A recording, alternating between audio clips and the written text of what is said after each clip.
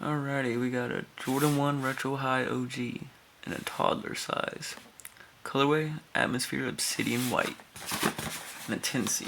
Same size as the patent breds I got off the sneakers app. So I had to grab these. Boom. Boom. You already know. But hey, why not? I got the patents and now I got these shiny things.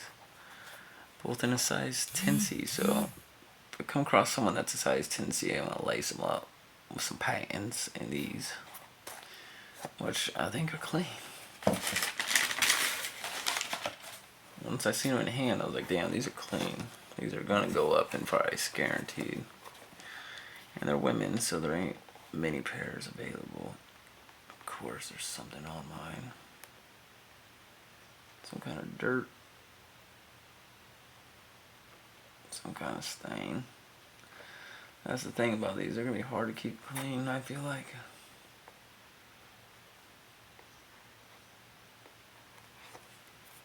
I got a hair that doesn't want to come off, oh well.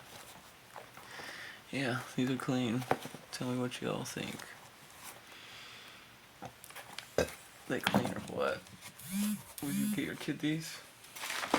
Or would you rock them if you got an actual your size? I'd rock these if I had my size.